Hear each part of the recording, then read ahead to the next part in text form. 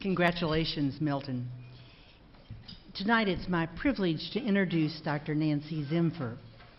Now, she is currently the Chancellor of the State University System of New York.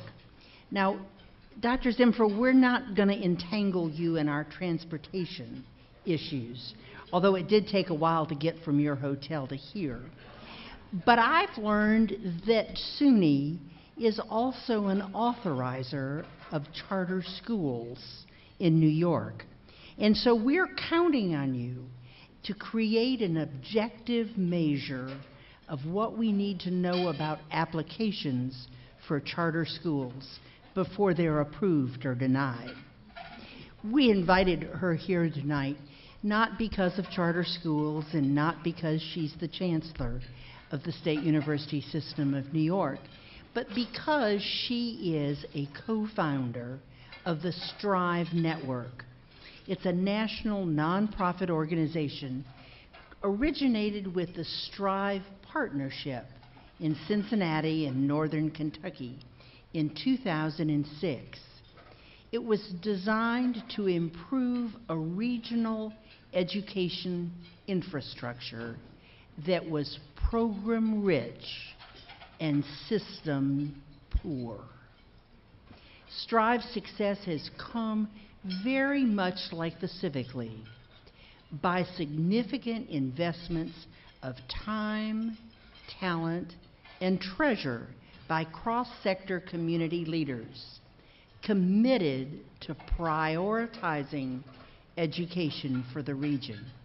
The partnership engages executive and grassroots partners in the vision, works through turf issues, and encourages funders to fund things that have proven results. Based on the partnership's success, Dr. Zimpher and others launched what's called the Strive Network, which is now working in communities and regions across the United States to really make sure that those principles and strategies can be applied to regions about education.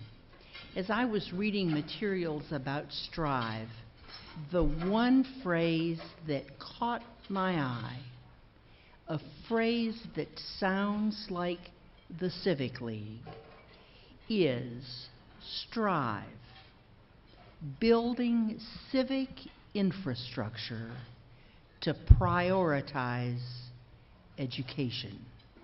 One more time. Building civic infrastructure to prioritize education. A challenge for our region. Dr. Zimpher, we're glad you're here. Thank you so much for coming.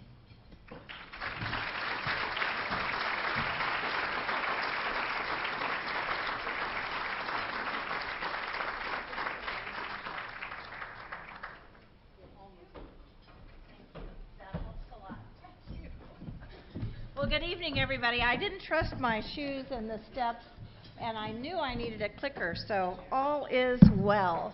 So thank you, Commissioner. I really appreciate it, and I've enjoyed my table immensely. I am thrilled to be here, and I certainly want to acknowledge the Civic League for its work, its leadership in this community, Ellen Mayer for your executive directorship, the Honorable Kathy Ash. I just have to say I'm overwhelmed by your insights and the fact that you have studied these initiatives and you can articulate the issues so clearly. I will put the charter initiative on the back burner, and maybe we could talk about that or transportation or the national elections, but to stay focused on the message I bring to you tonight. And I want to say to Milton J. Little, Jr., my heartiest congratulations. The last thing I did this morning in New York City was attend the board meeting of the United Way of New York City, And 2 days ago, I attended the annual meeting of the United Way of the Greater Capital Region in Albany, New York, as a matter of fact, to talk a little bit about Strive. And I've been a United Wayer in every city I've ever lived in. So I think the award is well chosen, and I congratulate you, Milton. So I have a day job.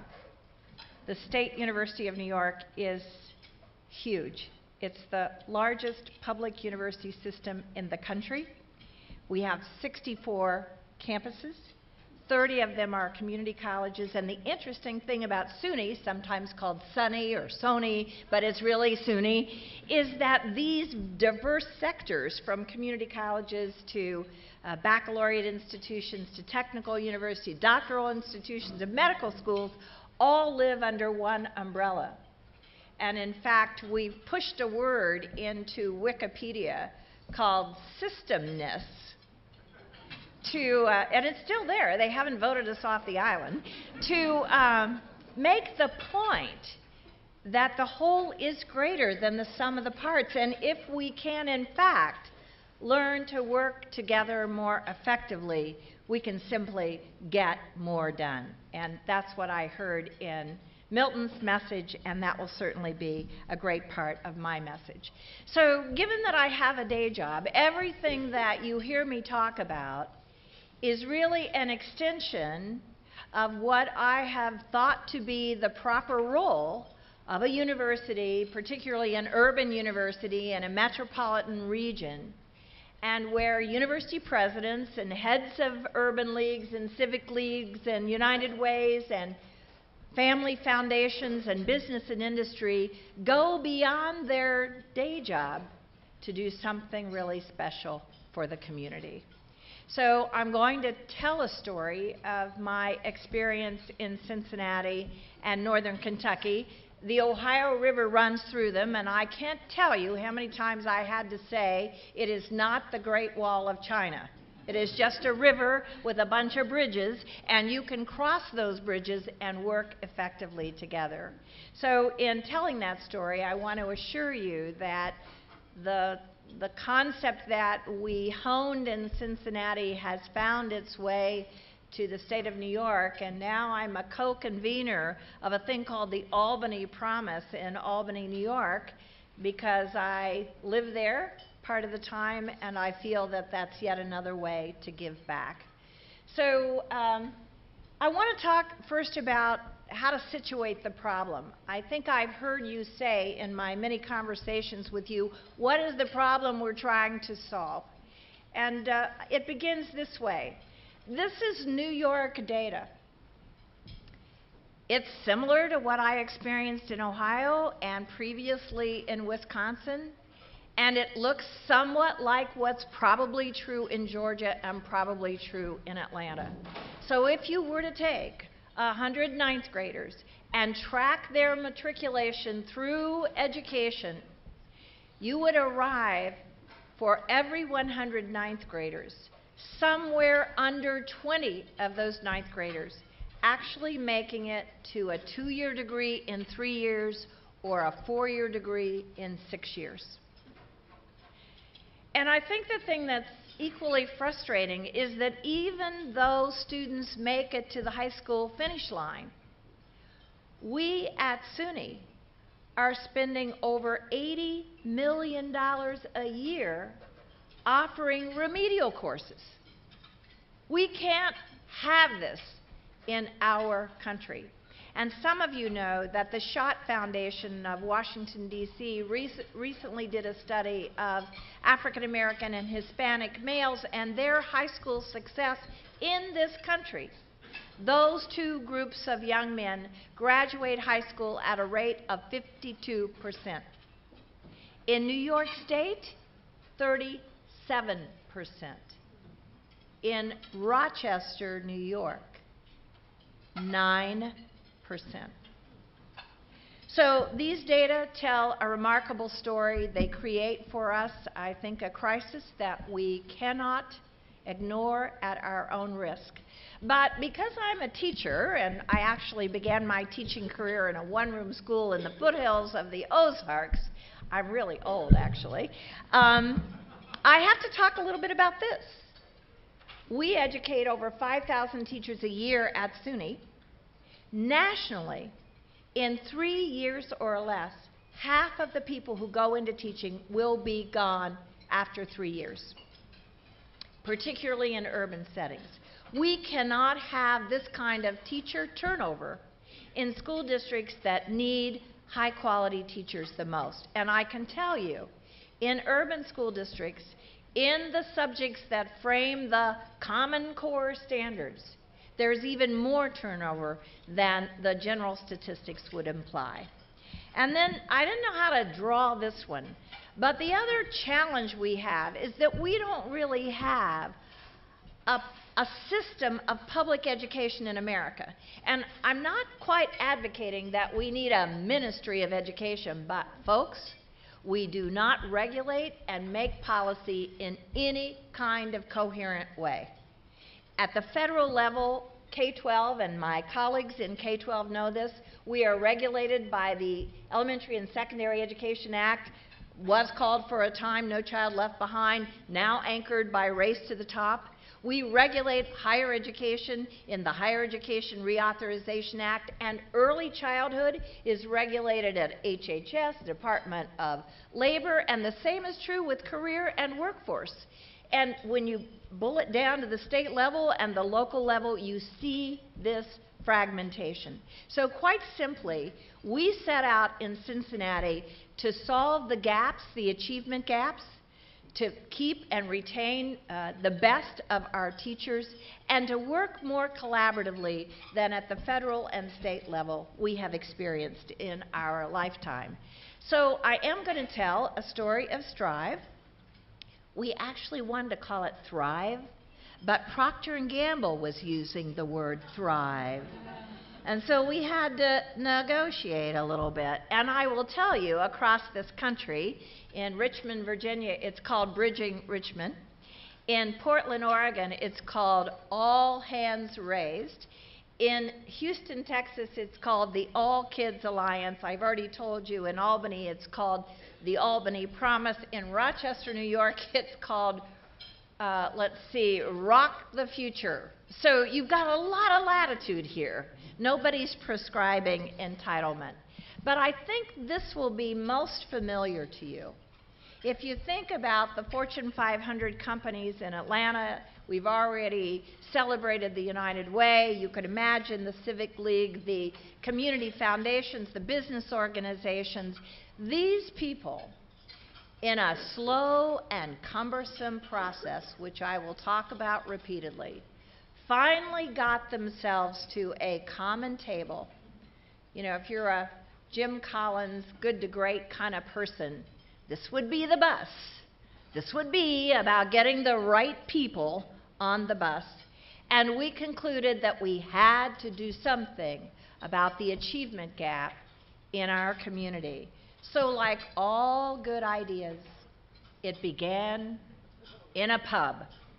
So I kind of go around collecting napkins that have scribbles on them because I think there might be something really powerful there that I don't know about, but I want to know about. So if you take a deep breath and you imagine that we decided we needed some kind of a roadmap to figure out how to solve the attrition, the leaks in the education pipeline, we asked a bunch of graduate students at the University of Cincinnati to draw this in a more sophisticated way, and they came up with this. Now, I like this. I've been cautioned, do not do this. But I have to do this because what we are trying to do is to conceptualize an educational experience for every child in our community that begins at birth, left-hand side, and travels all the way to college and career. So now all of a sudden this looks incredibly simple. We also know from the research that there are places along this roadmap. I kind of call it a triptych, but you have to be old as I am to remember that there was life before GPS. You know, this is the triptych. And by the way, in my community of Cincinnati, the Children's Hospital really wanted us to start at prenatal. So I get that, you get that. Healthy moms prior to birth. So as that child moves through this pipeline, it's critically important that they come to kindergarten ready for kindergarten. Do you know that in the United States, 40 to 50% of all children who come to kindergarten come not ready for kindergarten? I mean, we don't give them the SAT, but, know their words, have been read to, can put a sentence together. These are the indicators of kindergarten readiness, and I know our district personnel who are in the House tonight know exactly what I'm talking about. And then a concentration on those assessment grades, 4th grade and 8th grade in New York, the matriculation to high school, as I've said, high school graduation on to college. And what's critically important about this roadmap is that there are, and I think Milton said this too, there are academic interventions and there are social interventions, and they have to work hand in glove. We've called these lighthouse schools or wraparound schools. I heard the director of Communities in Schools, which is a national organization, say that doesn't even get it. We have to integrate social services into the schools. So this little roadmap, with all the research that's behind it, is the way in Cincinnati, for the 6 years that I was there, we began every meeting we held. This is about a pathway. This is about every child, every step of the way, cradle to career.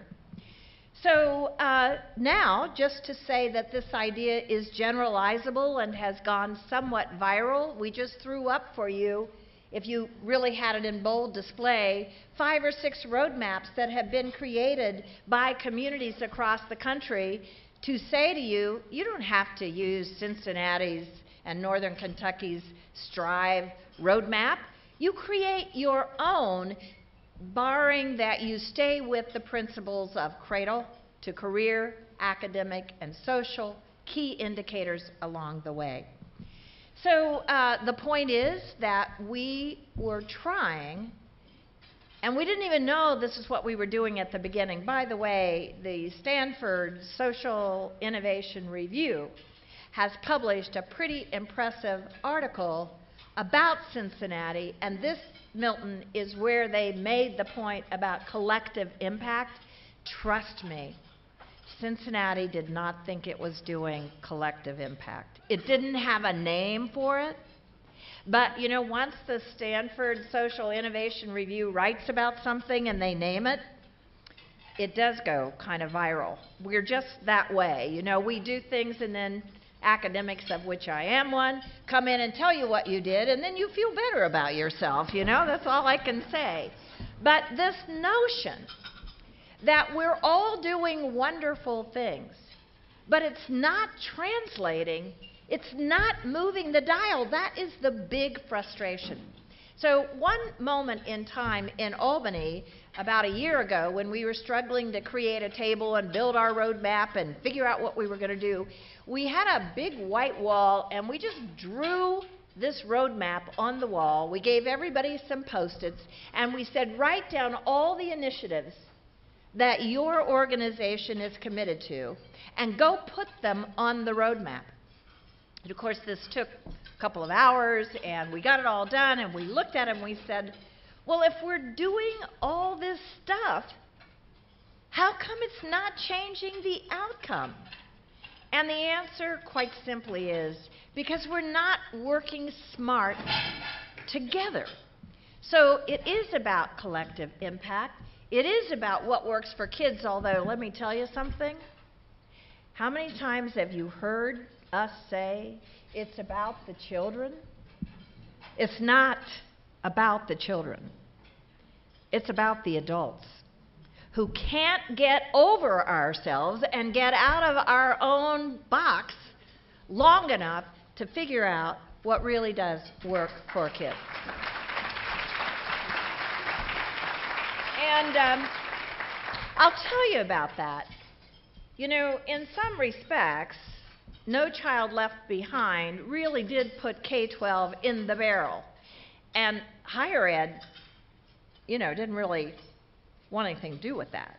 Although, by the way, that kind of oversight is coming to higher education, trust me. But when I said about the University of Cincinnati, I know you're struggling with your graduation rates, and in Cincinnati, the high school graduation rates did hover at that time around 75%. You know what the graduation rates at that time were for the University of Cincinnati? 52%.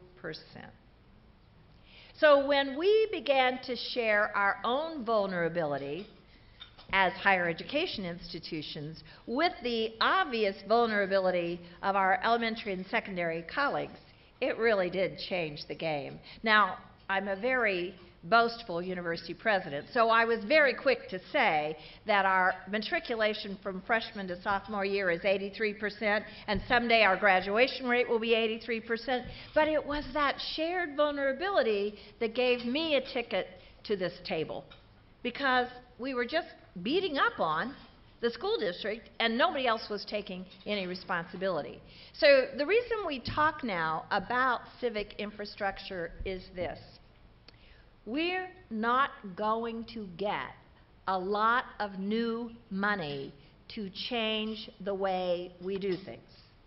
We are actually going to have to reinvent the way we do things with the resources we have. It is a sorry story, but it is a true story.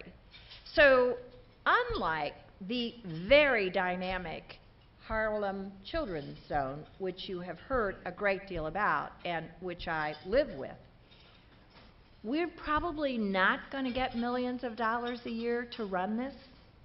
We have to do with what we have, and that translates into reinventing the infrastructure that currently exists. So I don't want you to think of this as a dressed up topic that only a few selected souls can do. This is us doing differently with the resources that we have. So after getting this initiative off the ground in Cincinnati, which took a couple of years to actually launch, by the way, we launched it on a bridge over the Ohio River, the Great Wall of China, so that we could bring Kentucky and Ohio together. We actually have learned that there are a few lessons that help this kind of activity work. The first, I think I've made patently clear: forming one common table. I have worked in other cities where there are 2 tables, or 3 tables, or no tables. The magic of getting all the right players looking at each other on a regular basis, convened by a few people who have the kind of convening power, and you know who they are in this community, gets the conversation started. We used to talk about Woody Allen. 80% of the job is showing up. I don't know about you, but has anybody ever said to you, "Oh, you are so busy"?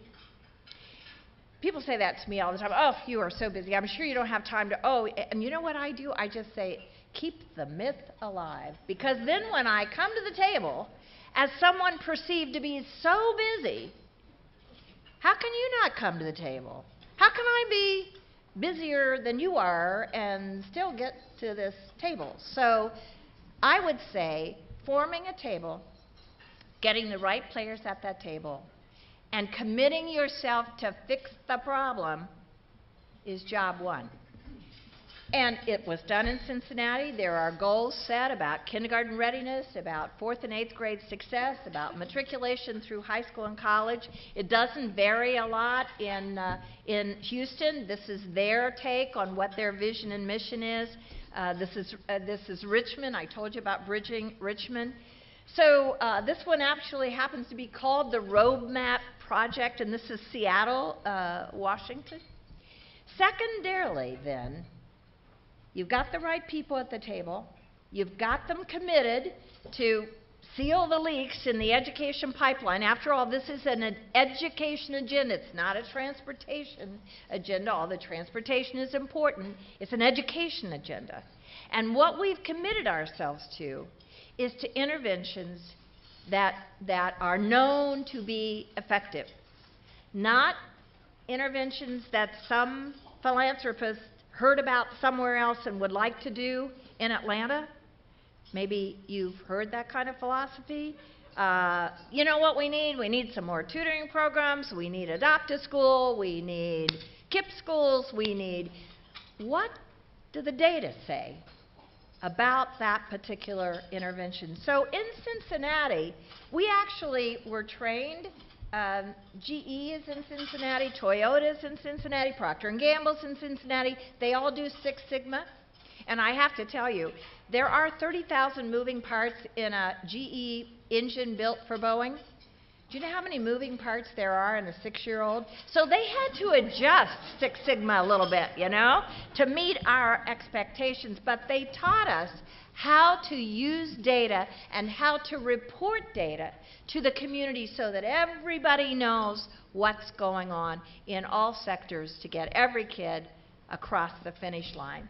And then thirdly, and this is the hardest work of all, how can you take this part of the roadmap, which is early childhood, and get in one room all the early childhood vendors and providers, lock the door, throw away the key, and say to them, come out when you put all your wares on the table and figured out which 1 or 2 or 3 strategies really do get kids to kindergarten ready to learn. You got to have a conversation there. How about a conversation around family and community support? How about a conversation about academic success? Do you see how the roadmap works?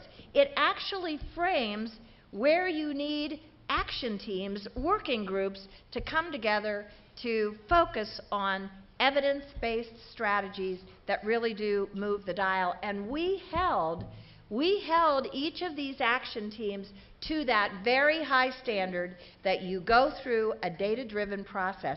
And then, one lucky day, the corporate sector in Cincinnati said, one at a time, we are only going to use our philanthropy around those decisions that are evidence-based and driven by this initiative. That is a corner that once turned, there is no going back. We have a structure. I don't want to belabor governance. We're not a 501c3. We thought bylaws would kill us. But we do come together as an executive group of stakeholders. My lieutenants are in the operations committee because they actually deliver on a daily basis. We have plenary meetings. We have action teams. Every city that we're working in has a different way of governing, but you got to have some rules of order, and we do. So yes, maybe somewhat because of the Stanford Social Innovation Review and this concept of collective impact, or maybe because I'm a carrier and wherever I go, it sort of grows up, and this has happened to other people. I was recently in Minneapolis and ended up hiring the convener in Minneapolis to be the new president of the University of Albany, and I know exactly what he's going to do when he gets to Albany. He's going to pick up this gauntlet. So it brings us to what does matter most in these various cities, and I think best said by someone I like to read a lot, David Leonhardt in the New York Times. Education, educating more people and educating them better is simply the best bet any society can make. Thank you.